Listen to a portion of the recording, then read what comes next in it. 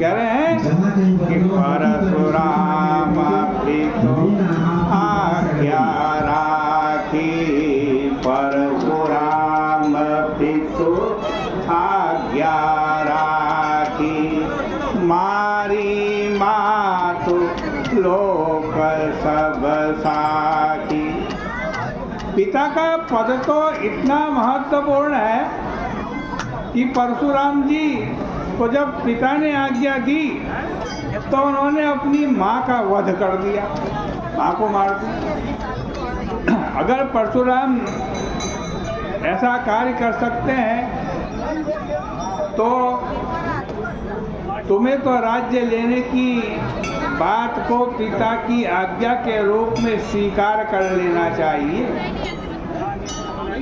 तो भाई कर्तव्यों तथा मान्यताओं में टकराहट के रूप में इस प्रकार का अंतर्द्वंद हमारे और आपके जीवन के बीच में भी आता है। कभी हम और आप शरीर में स्थित होते हैं,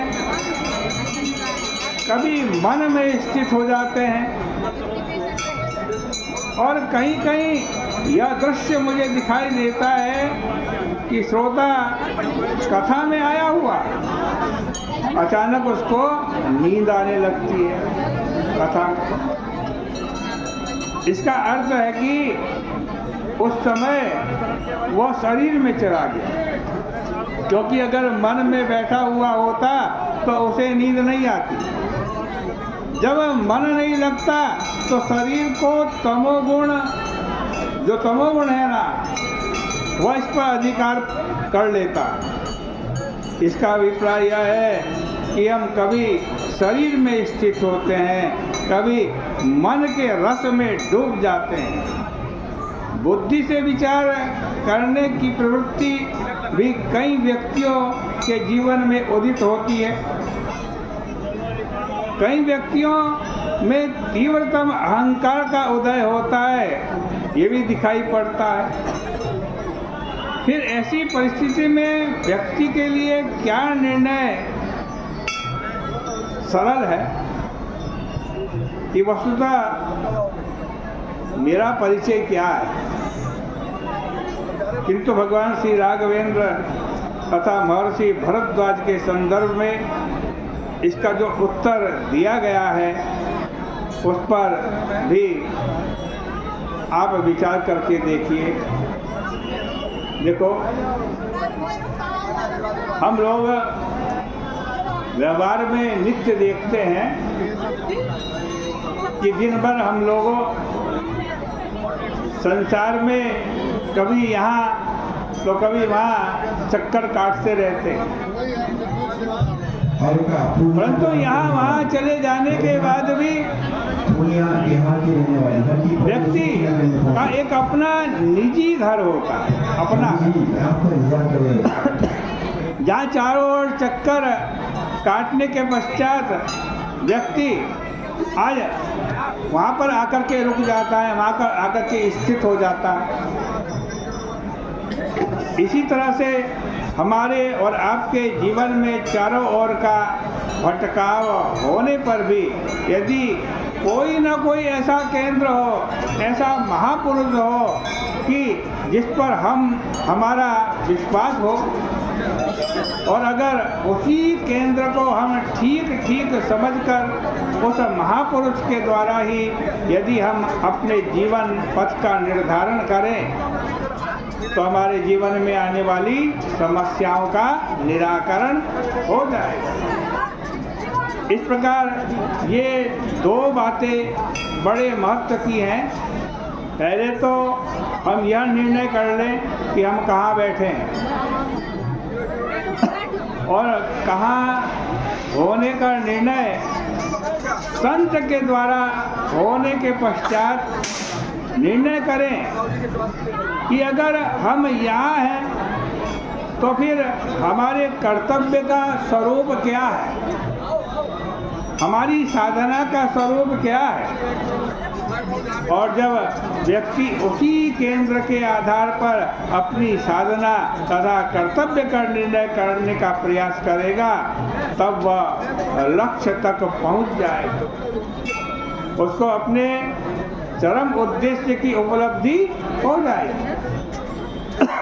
पर अगर व्यक्ति अपने बारे में यह निर्णय नहीं कर पाएगा कि मेरा मूल स्थान कौन सा है, मेरा वास्तविक परिचय क्या है, तो इसमें कोई संदेह नहीं कि जैसे अपना घर यदि न हो तो व्यक्ति चारों ओर भटकता रहता है। इसी प्रकार व्यक्ति के जीवन में भी केवल भटकाव की स्थिति बनी रहेगी।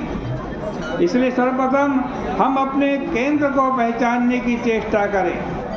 रामचरितमानस में बालकांड से लेकर उत्तरकांड तक ऐसे अनेक प्रसंग आते हैं जिसमें अलग अलग पात्रों को भगवान राम अलग अलग उपदेश देते हुए दिखाई पड़ते हैं।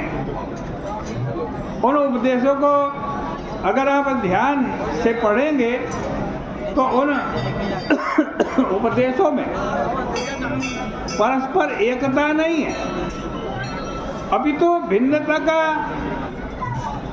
परिचय मिलता है। उस भिन्नता को जो समझ नहीं पाते, उन्हें उन वाक्यों को पढ़कर बड़ा विचित्र सा लगता है, बड़ी विचित्र अनुभूति होती है। उनके मन में बड़ी तीव्र प्रतिक्रिया होती है। लेकिन रामचरितमानस को व्यापक दृष्टि से जो पढ़ेगा, वो केवल श्री राम जी के वाक्यों को नहीं देखेगा, मगर वर्ण भगवान ने उन वाक्यों को किसके लिए कहा है, किन संदर्भों में कहा है। यदि इस पर ध्यान देगा तो उसके मन में कोई उद्वेग नहीं होगा। इसे हम और आप व्यावहारिक दृष्टांत के रूप में बड़ी सरलता से समझ सकते हैं। एक वैद्य है, वो औषधालय में बैठा हुआ।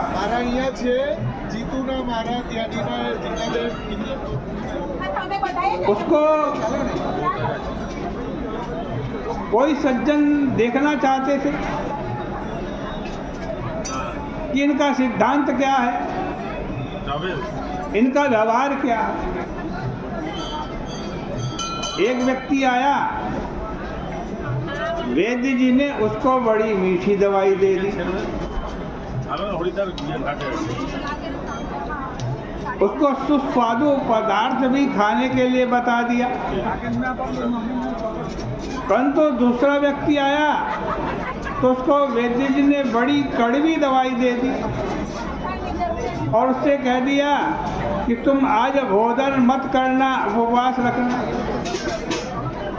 अब अगर देखने वाला व्यक्ति इस बात पर वैद्य को उलाहना देने लगे कि तुम तो बड़े पक्षपाती हो भाई, किसी को मीठी दवाई देते हो, किसी को कड़वी दवाई देते हो, किसी को भूखे मारते हो, किसी को बढ़िया बढ़िया भोजन खिलाते हो, तुम्हारा यह व्यवहार तो बड़ा निंदनीय है।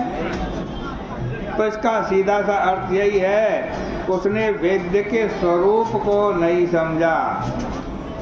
वैद्य का उद्देश्य केवल यह दिखाना नहीं कि मेरा व्यवहार सबके प्रति समान है या नहीं है। उसकी समानता तो वस्तुतः स्वस्थता में है, दवा और पथ्य में नहीं है। वैद्य जिसके लिए सोचता है कि यह कड़वी औषधि से ठीक होगा, उसको कड़वी दवाई दे देता, और जिसके लिए अनुभव करता है कि इसका रोग मीठी दवाई से दूर होगा, उसको मीठी दवाई दे देता। जिसे उपवास की आवश्यकता होती है उसे उपवास बताता है। और जिसे भोजन की आवश्यकता होती है उसे भोजन खाने के लिए कहता है।